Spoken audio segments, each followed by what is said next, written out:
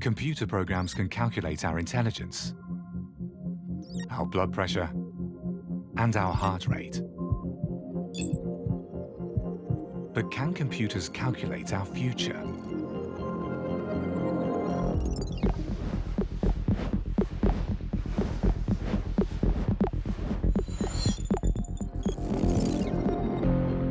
The digital revolution opens up new possibilities.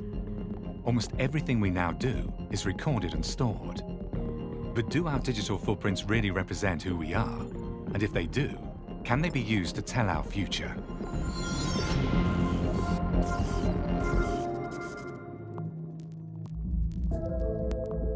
We're in the midst of a revolution, whether we like it or not. It's called big data. In 2013 alone, we produced more data than in the entire history of mankind, almost 4.5 billion terabytes.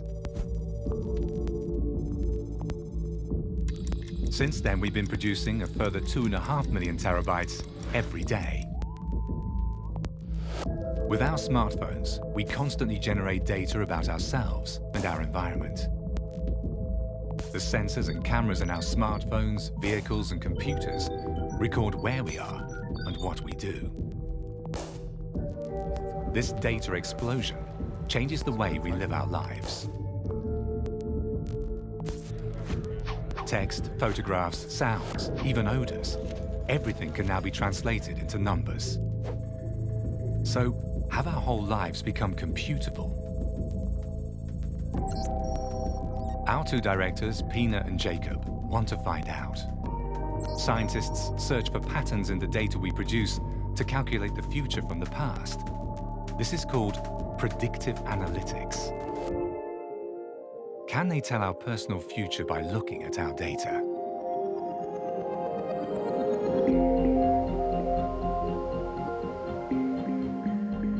Pina and Jakob meet two specialists for predictive analytics.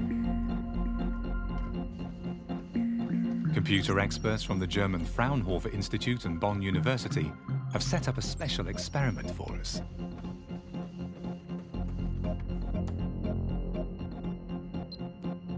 For 2 months, Pina and Jakob will allow these total strangers full access to their smartphone data. A special smartphone app transmits all their data to Georg Fuchs and Alexander Markovets. These scientists know nothing about Pina and Jakob, yet they hope to construct an accurate model of their lives and their behavior. Wir wollen halt We want to find patterns like when and where are you? Who do you call regularly? When do you send a text message? To whom? We can see what apps you use and when. We'll look at regular patterns to describe your typical behavior and then predict your future behavior from it.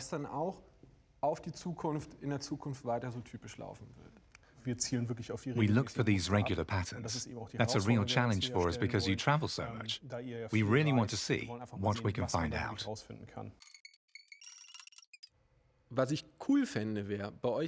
I think it would be cool to discover habits that even you yourselves don't know about. Some you may be proud of, others less so. I'm not talking about big things, but stuff that makes you think, hey, if I'd stop doing that, I might become a better person.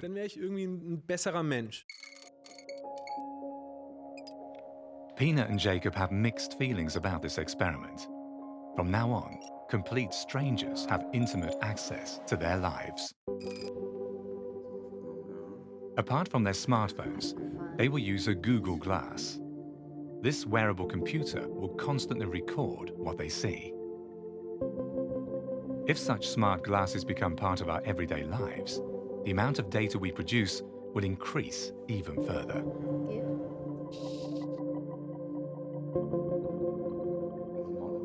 For this project, Jakob will travel to the US, while Pina will stay in Europe. Their data will be analyzed by so-called algorithms. Algorithms are procedures to solve a specific problem. A simple example of an algorithm is a cooking recipe, for example, for making a burger. By exactly following the instructions, you always get the same burger in the end. For more complex tasks, there are intelligent algorithms that are able to learn. They can automatically detect new parameters. For example, that on Saturdays, fewer burgers are sold, but more fries.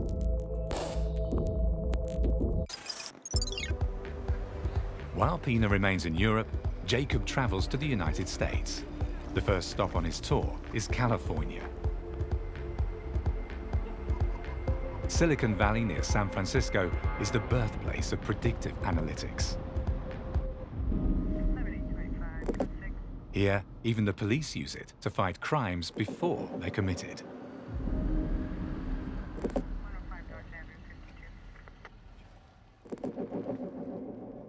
Since July 2011, the Santa Cruz police force uses a computer program called Predictive, which stands for Predictive Policing. It's able to predict the time and the location of a future crime.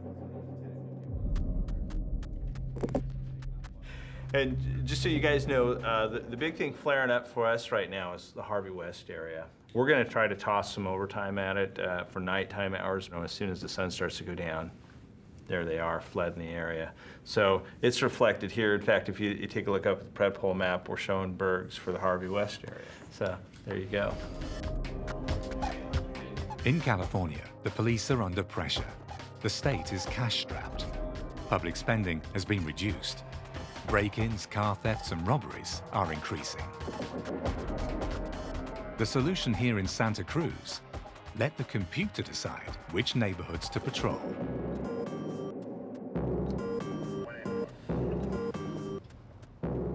The program was developed here at Santa Clara University, south of San Francisco. Computer specialist George Moeller is one of the pioneers of predictive policing. The algorithm was always better. It was always 2 to 3 times more accurate than the human analyst at predicting where crime is going to happen.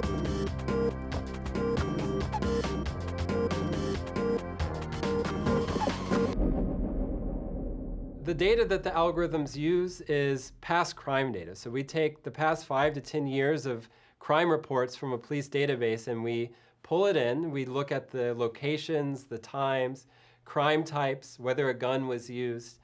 We pull all that information in, and then we run these algorithms each day and get a new set of predictions for tomorrow for officers in the field to use to determine where to patrol. The police's resources must be used effectively. Santa Cruz Charlie 113, I'll be out with 184. Every officer focuses on 3 or 4 critical areas. Can you send 2 people that, please? Predictive predicts that the risk of a crime being committed is particularly high in certain hotspots at a certain time. Our hotspot map for today. See if we can pull that up here real quick. One of the things that I can do here with Predictive is I can actually point on one of these boxes and it will show me what that area looks like. We're definitely going to get out into the Harvey West area up here, and then we're also going to get down towards the beach and look at some of our vulnerable areas here down along our beach.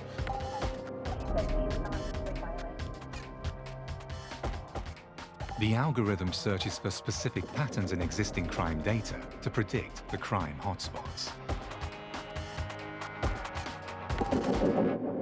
There's been a lot of research that shows that certain types of crime are contagious. They spread like a virus. So in the case of gang violence, what you'll have is one gang will attack another gang, and that second gang will retaliate a few days later.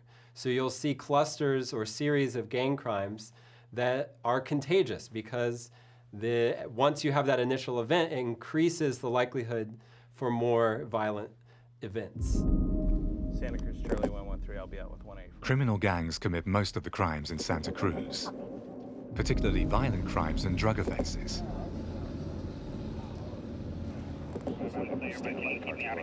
Gotcha. Okay. In one of Predictive's hotspots, our patrol actually finds a known gang member. They keep a close eye on him.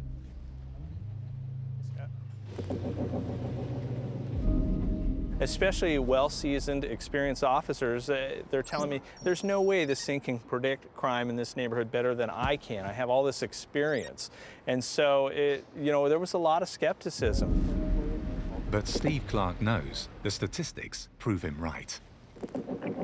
If she was going to contact that guy, he's been known to be a little dangerous, so we were going to stick around for that.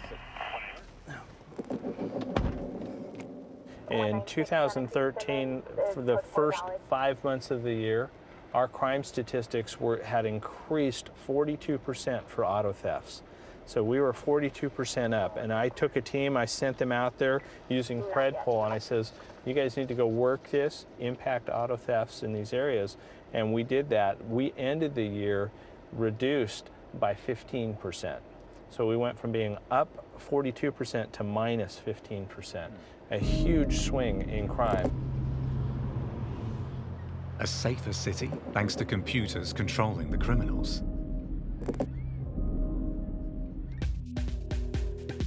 Preventing crimes before they're actually committed sounds like a good idea. No wonder that other researchers are looking into it too. For instance, at MIT in Cambridge, Massachusetts. Mathematician Cynthia Rudin too wants to predict crimes using algorithms and big data. However, her approach is slightly different from the one employed by the researchers in California. So Series Finder detects patterns. So if you can see a pattern, you know something about where it's going in the future. So for instance, if you know that a particular criminal has an affinity for a particular location and a particular time, you can send someone there to potentially do something about that person continuing the pattern. Searching for behavioral patterns and thereby predicting possible crimes is not a new idea. Criminal analysts have been trying to do this for decades, but the software has a crucial advantage. The good thing about a computer program is it never gets tired. It just can run in the background, and just pop up things that a human can look at manually. Right? And they had a lot of things in common. The Cambridge Police Department plan to use Pattern Finder soon for their daily work. It would sort of run in the background, and you wouldn't know about it. But unlike the system in Santa Cruz, the program doesn't yet run in real time. It has yet to prove its predictive power in reality.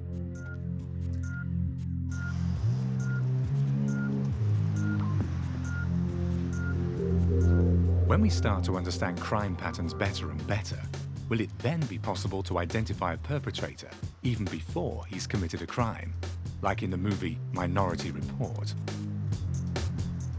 What we're predicting is that there's a human behind several crimes at once, and that human is going to commit a crime again. This isn't Minority Report. You're not going to say that someone who's never committed a crime is going to commit a crime in this house tomorrow. That's not what it's about. It's about finding a pattern that already exists and assuming it's going to continue on into the future. Jakob is quite impressed by what he has seen and heard. Nevertheless, he, just like Pina, has an uneasy feeling about computers planning police operations. Evgeny Morozov shares these concerns. Pina meets the renowned internet critic in Berlin.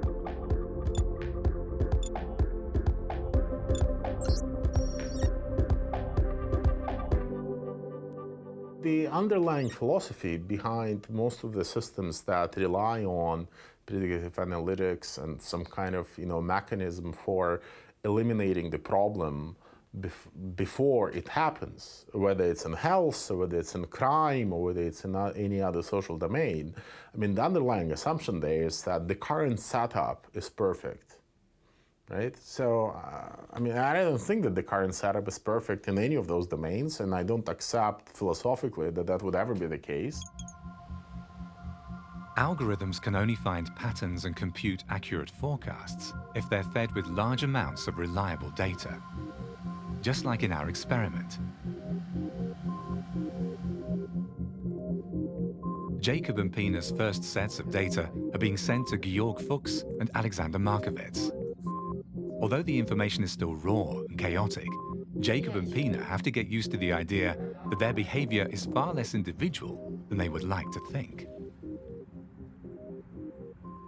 Jedes Handyverhalten von jedem Nutzer ist anders als das von einem anderen. Aber innerhalb unseres Verhaltens... The mobile phone behavior of each user is different. But within our behavior patterns, we're pretty predictable. We're not this homo economicus making great, smart decisions. Free will explains only a small part of our behavior. The rest is made up of habits that occur in patterns. We can predict all that.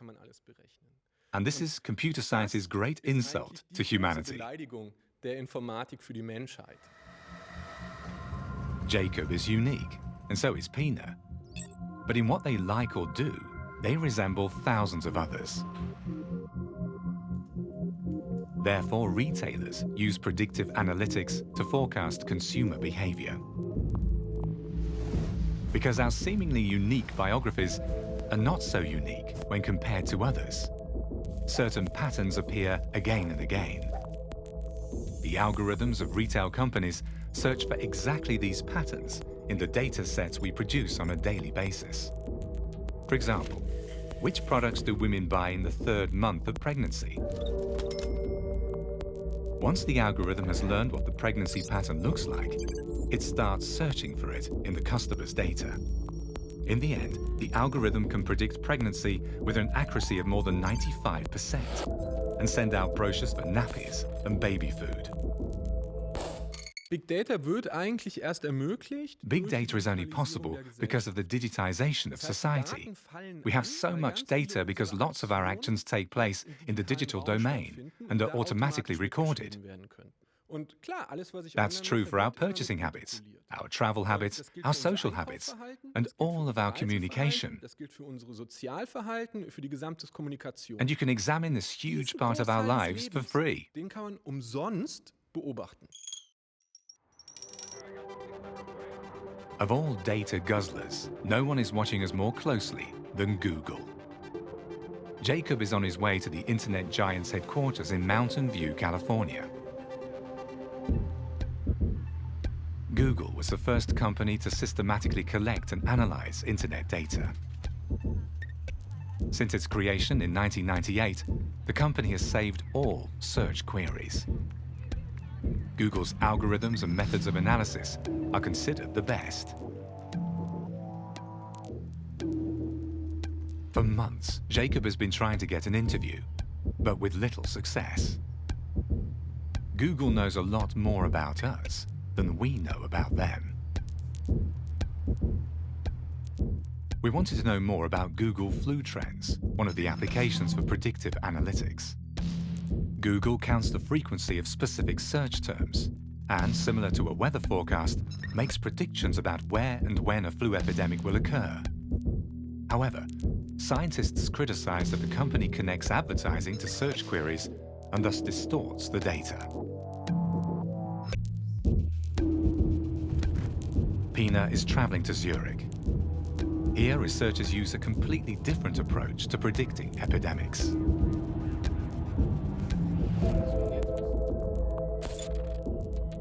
Dirk Helbing heads the research group at the Swiss Federal Institute of Technology. He also wants to fight future epidemics before they happen, by making predictions about where and when exactly the next outbreak will occur.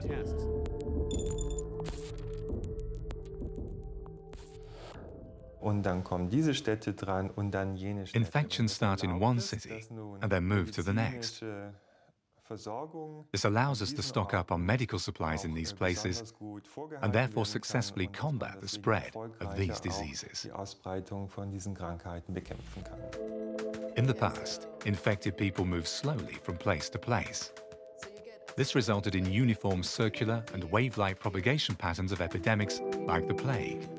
But today, things are different. But if you look at modern disease propagation patterns, then they look pretty chaotic. Suddenly, people are sick in America, then in Europe, then in Asia, and it's quite a mess. The reason is that today, diseases are primarily spread by air passengers.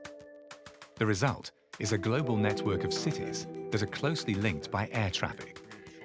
Dirk Helbing calls this new approach to measuring distance effective distance.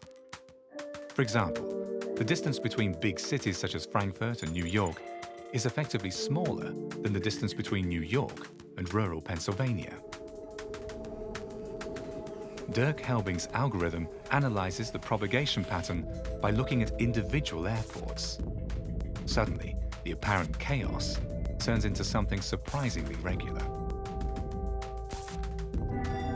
At some airports, the propagation pattern looks nearly circular.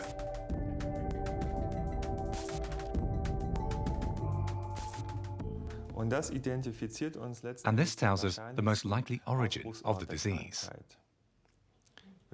Once you have this information, you can also make predictions. So if you want to protect yourself from flu in New York, you might have to watch Frankfurt more closely than Pennsylvania. Jakob is on his way to San Francisco to find out more about the latest health trends.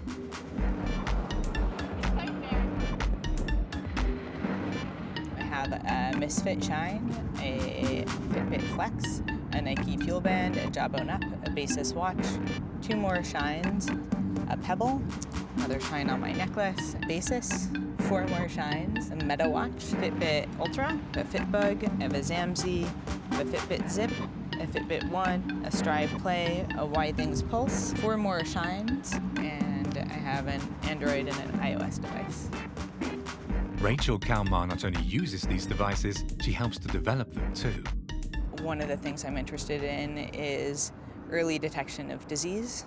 So for instance, how far back do you have to go in time to be able to predict, say, onset of a neurodegenerative disorder? And can you find traces of that in people's activity patterns? And being able to take these kinds of sets of data, and once we have a better understanding of how they relate to health, disease, to behavior, then we're also going to be able to build better predictive models that are going to lead to better early diagnoses of preventable diseases.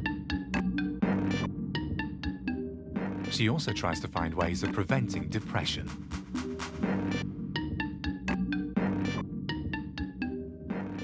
One device that I think could be really cool would be something like a mood ring that measures how much exposure to different light you have, and then it could automatically adjust the lighting in your house to compensate. Then this could increase the quality of life for myself as well as other people. Using self-tracking to improve your health sounds great. Pina puts a few of these devices to the test and realizes logging all the data takes a lot of time. Oh. Up to now, self-trackers haven't been taken seriously. But what if recording vital values becomes a prerequisite for health insurance? The idea is that if you monitor yourself enough, or often enough, you won't even need to go to the doctor, right? So the idea then, if you push that idea to its ultimate conclusions, is that if you do not monitor yourself enough, often enough, or with enough gadgets, there is something wrong with you as a citizen. Until now, self-trackers only log physical data such as running distance, heart rate, or sleep patterns. But a new research project also targets the psyche. Now a new smartphone app is supposedly able to predict depression. There are several parameters that change during depression. First, the communication pattern, then the movement pattern, and the third is perhaps the most interesting. The tone of voice changes during depression. A very highly modulated voice melody changes to a very quiet, uniform, unmodulated melody.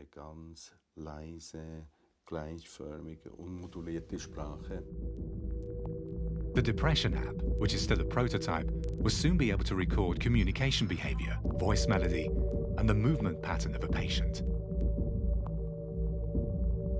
It's an early warning system, not only for patients and doctors.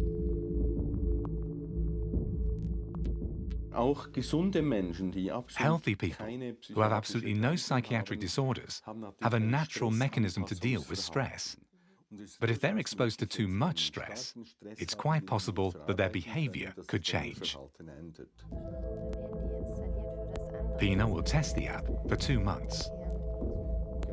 By analyzing her communication and movement patterns, Thomas Schläpfer wants to predict how big her risk is for developing a depression.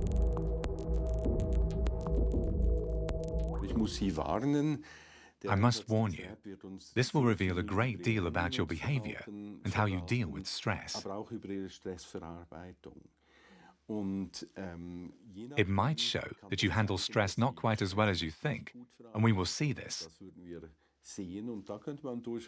And we might predict that you're likely to develop a depressive disorder, like a burnout syndrome, or even full-blown depression.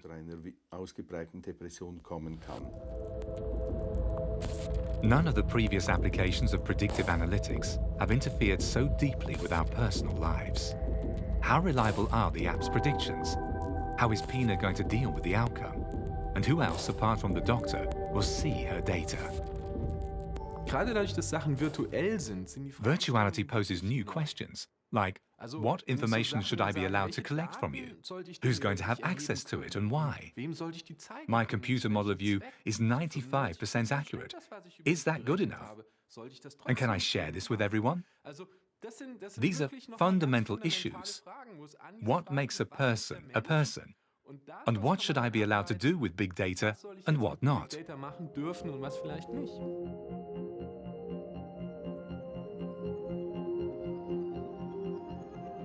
In the meantime, our prediction experiment continues. By now, Georg Fuchs and Alexander Markowitz have collected a significant amount of data.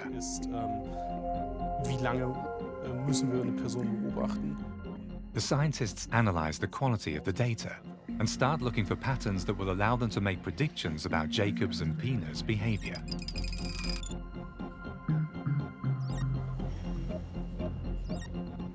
But especially Jakob's restless lifestyle makes life hard for the experts.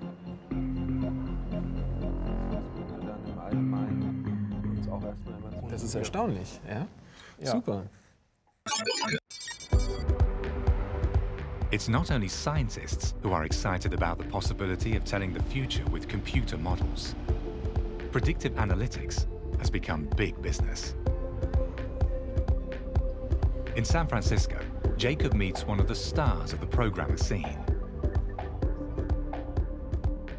Anthony Goldblum, founder of the company Kaggle. No one, I think, is going to mount an argument today that quality of life is not better because of factory processes and automation. And I think in 50 to 100 years' time, people will be saying the same things about predictive modeling and big data. I like data. I think the thing that I really love about data is that it doesn't lie. It's very objective. So when you ask for somebody's opinion, you get something back that's subjective. When you look at the data and you answer a question with data, you're getting a much clearer, much more real, much more tangible answer back. There are lots of ambitious young people in San Francisco trying to get rich with predictive analytics. Anthony Goldblum is certainly one of the most successful. We solve problems that I wouldn't have thought were humanly possible to solve using machine learning. So things like grading high school essays using algorithms, predicting which drugs are going to be good drugs using algorithms, image detection, machine learning with audio. With financial markets, for instance, starting to do a lot of work in the oil and gas industry. Just things that I never would have thought were possible, the Kaggle community has been able to solve. Kaggle is an online platform that's used by companies like Google, Microsoft, and NASA. They invite programmers from around the world to write the best algorithm for a particular problem. A lot of these statisticians and data scientists are exceptionally brilliant, but no one had ever discovered them before, and so Kaggle has given people who are previously undiscovered a chance to really become superstars. Nearly 200,000 number crunchers from around the world have already participated in Kaggle competitions, from students to elite professors. Pina meets one of those computer whiz kids in Hamburg. Josef Feigl ranks among the top 10 of Kaggle programmers worldwide. Gegen Ende wird's immer stressiger meistens. Towards the end, it's always stressful, mainly because then everybody posts their best solutions and you have to keep up. So that's a bit hectic. But otherwise, it's okay. It's a nice hobby.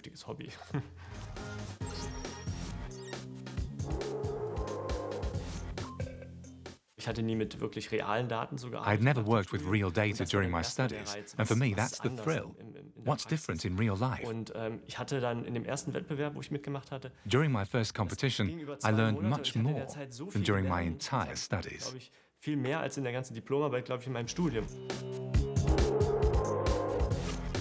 For example, if a pharmaceutical company wants to predict what kinds of people are at risk of contracting diabetes, they start a competition on Kaggle. They provide programmers with anonymous raw data from patients who already have diabetes. You have to think in advance about what data you want to use for your algorithm, and then feed that into the model. This takes up about 80% of the time, and that's the hard part. If you simply feed raw, unprocessed data into an algorithm, then it'll work, but it won't be very good at recognizing patterns. After the algorithm has learned what the typical pattern for a patient looks like, it can then search other people's data for the same pattern. Then it can calculate how likely it is that these people develop diabetes. Josef Feigl sends his calculations to Kaggle and immediately gets feedback on how well his algorithm performs. In the end, an algorithm is only able to calculate probabilities. And even if an algorithm is 97% accurate, its results can be wrong. So you can't eliminate randomness, but you can get increasingly accurate. This is one fundamental limitation of predictive analytics. Even the best algorithm can be wrong. It's not a digital crystal ball.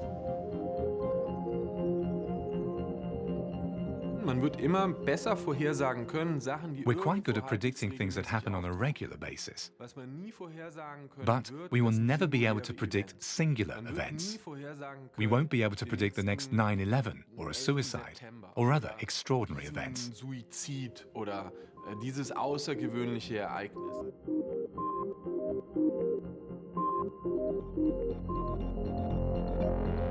This means that Minority Report will remain Hollywood fiction for the time being. People won't be arrested before they've committed a crime, just because an algorithm has calculated they will actually do it at some point in the future. There's always a big difference between probability and reality. In individual cases, statistics are useless. The probability of getting a particular form of cancer may be 0.0001. But if I get this cancer, statistics won't be much help. It's the same with crime. There's a certain probability that a certain individual will commit a crime in the future. But whether he really will commit a crime is impossible to predict. I think there's fundamentally randomness in the world. So no matter how much data you collect, if there's a source of randomness, then you won't be able to predict with 100% accuracy. However, even if there isn't a 100% guarantee that someone will commit a crime in the future, the crucial question is, how will society deal with a 95% chance?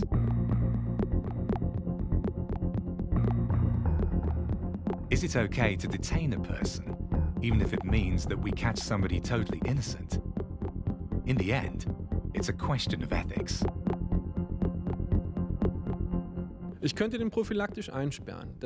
I could just go ahead and arrest people as a precaution. Statistically, that would mean that 1 in 100 is locked up for no reason at all.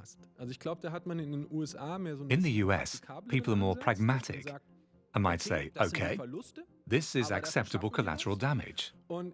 Im deutschen Rechtsverständnis. But in Europe, or at least Germany, they would say, oh no, if only one of these people is innocent, we simply can't do this. Der ist, der unschuldig ist, also werden wir keinen von denen verhaften. Back to our experiment. Now the experts start their analysis. For 2 months, they've collected Jakob's and Pina's data. The algorithm now searches for recurring events and tries to calculate a prediction. Und das sind jetzt die so Business Trips, das heißt, wo Pina mal zu Geschäftszeiten irgendwo deutlich außerhalb war. The irregular lifestyle of our 2 filmmakers poses a particular challenge. Office workers are more predictable. Another problem is that Jakob and Pina use their smartphones far less than teenagers, for example.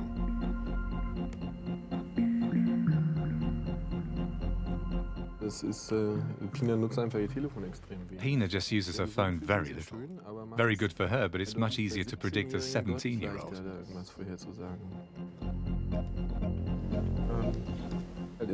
Totally cryptic, this whole thing. I don't understand what's going on. It needs to be cleaned up. Das muss dann bereinigt werden. Jakob is still on the road in the US. The most interesting work on predictive analytics is done here in the States.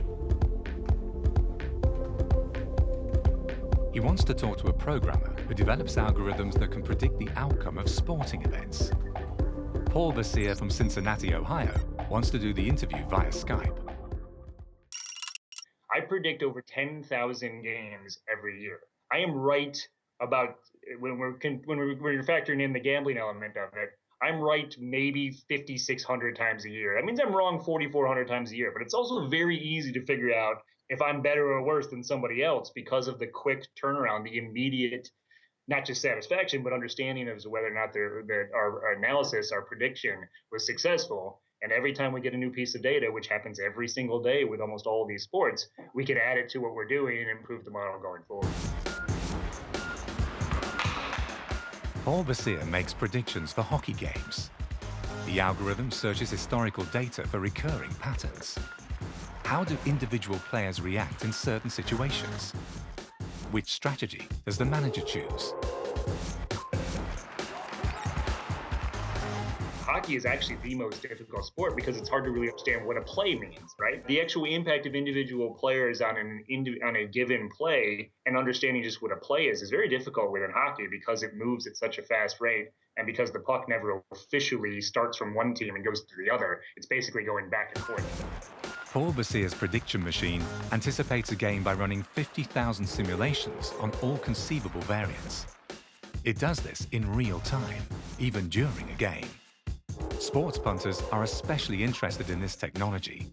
Paul Basier's website already has more than 10,000 paying subscribers. A success rate of 56% doesn't sound much. It's far away from a safe bet. But for now, it's the most reliable forecast for sporting events.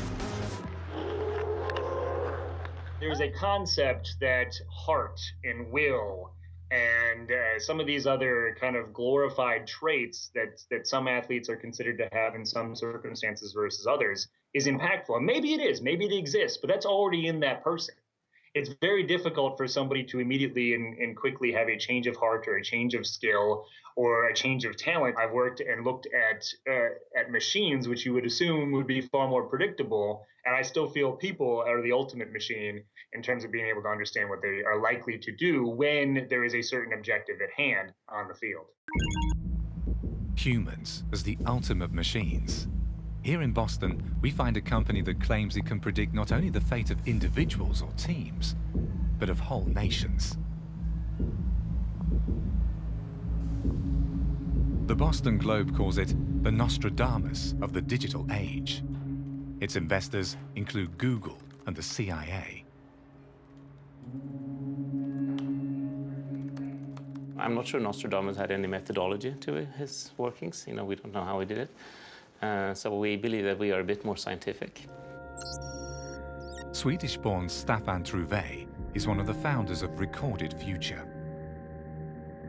He claims to be able to predict riots, wars, and revolutions based on information that's floating around the internet.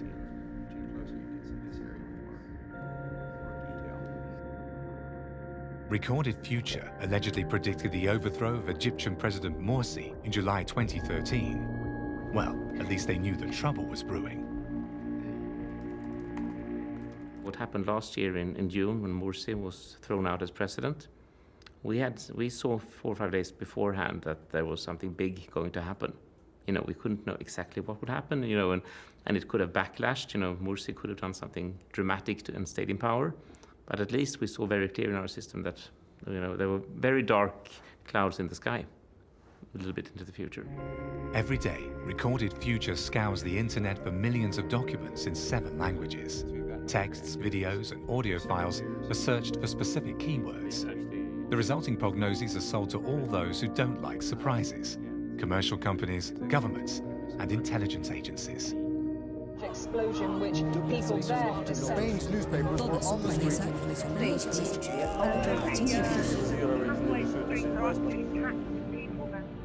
In this case, if you were to do an aggression from Russia on the Ukraine, you would probably do something about the natural gas supply, which is something which you need to do beforehand. So reports on something happening to the natural gas supply to the Ukraine would be a possible indicator. There's also been numerous reports over the years of this motorcycle gang called the Night Wolves, which have some kind of tie to the Russian government. And they were actually seen in the Crimean before the conflict escalated. So there were definitely signals there, and a good analyst would probably be knowing how to look for exactly these signals. Data analysts now do the work of spies and agents. But what's their motivation? World peace or world domination? They are a bunch of companies trying to essentially get away with making as much money as they can. The state is using them to pursue its own objectives. And that's the reality. You can talk about the internet, big data, algorithms, digitization, deeply alienating effects of all of this. Great, for me, just it's not going to explain 99% of what's happening, which revolves around those 2 simple factors. A, these are companies. B, you have the state actively encouraging them to expand because it suits its own agendas, whether it's fighting terror or promoting innovation or you name it. A future without disasters, wars, and epidemics, because we can eliminate problems before they arise, all thanks to computer algorithms. This will remain a dream. Even today, the problem is not a lack of analysis, but a lack of will to act. Back to the fate of the individual. Pina once again meets up with Dr. Schlepfer. What has the depression app found out about her mental state? This shows you the frequency of your phone calls. On Mondays, you make significantly more calls than during the rest of the week. On Sundays, you send virtually no text messages. But on Wednesdays, Fridays, and Saturdays, you send lots of messages. If we look at your mood over the week, you can see that on Sundays, you feel great. And during the 8 weeks we monitored you, you consistently felt low on Tuesdays. But that doesn't mean that you suffer from depression.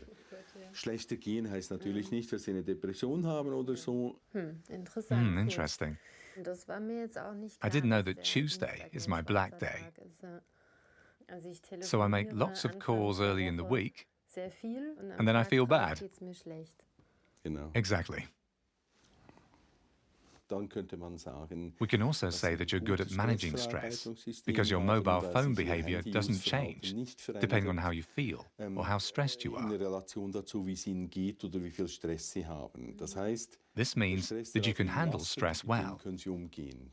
And that in turn means that the probability of you getting a stress-related disease is rather small. Stressbedingte Burnout-Erkrankung bekommen bei Ihnen eher klein ist. In this case, Pina's quite happy to trust the algorithm's predictions.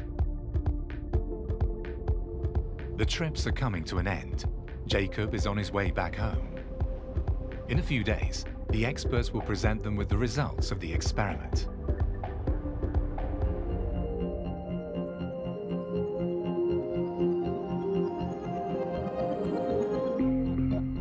For 2 months, they've been collecting Pina's and Jakob's data. The analysis has taken Georg Fuchs and Alexander Markovets another 4 weeks.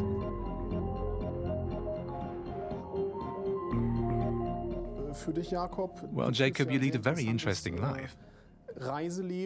In Jakob's case, the algorithm failed.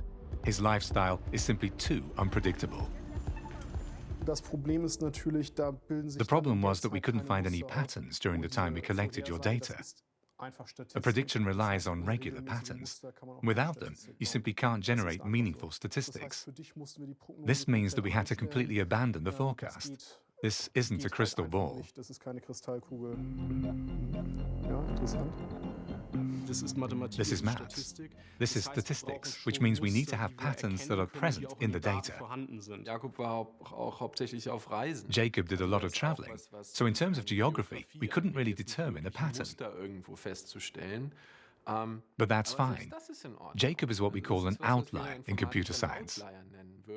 These are people whose behavior is so unique that they have no similarities with anybody else.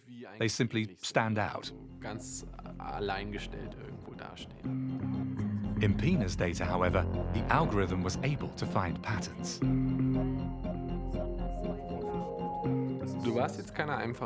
You weren't an easy candidate either, because you have a completely different lifestyle from a person who works at a bank or keeps regular office hours.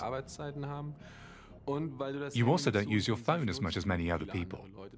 But what's really amazing is that we do find solid rhythms and fairly fixed patterns in your weekly routine. At 8:30 you crawl out of bed. At 9:30 you arrive at your office. You're not a vegetarian because you regularly go to a kebab shop. You don't own a car. You work from home a lot. You don't have kids. You go to sleep late, usually at midnight.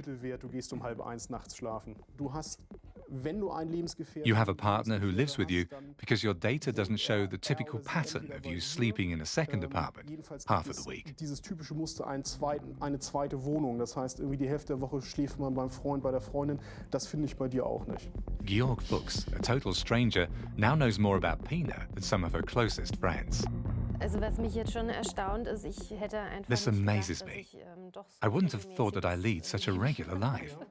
Also ich hätte nicht I wasn't aware that I have so many set habits. Gewohnheiten auch haben.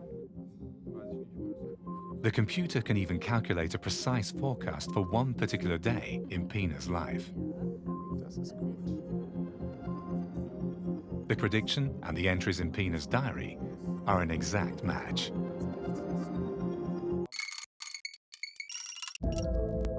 By looking at our data, computer analysts can learn as much about us as our closest friends. And this is just the beginning. For me, Silicon Valley is a cult, right? Which operates in its own language, which has its own gods, and which has its own teleology and values. And that cult, you know, with its celebration of disruption, has now more or less invaded all the other domains, from education to health to security to crime prevention to you name it. Many of us embrace this cult, or at least don't see it as something dangerous. But we need to be careful not to trust statistics too much. Algorithms will never be able to predict with 100% certainty whether a child will be successful in school or whether someone will commit a crime in the future.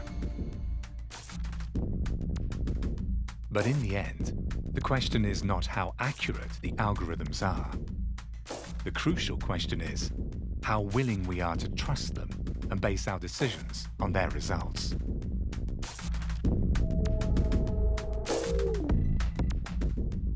Die Bedrohungsszenarie ist nicht so sehr The threat isn't Orwell's scenario. It's not so much the spy trying to read my thoughts, trying to find out how subversive I am. The threat is more like Huxley's Brave New World or Kafka's Process. Oder das ist Kafkas Prozess. In these scenarios, I am controlled simply based on probability.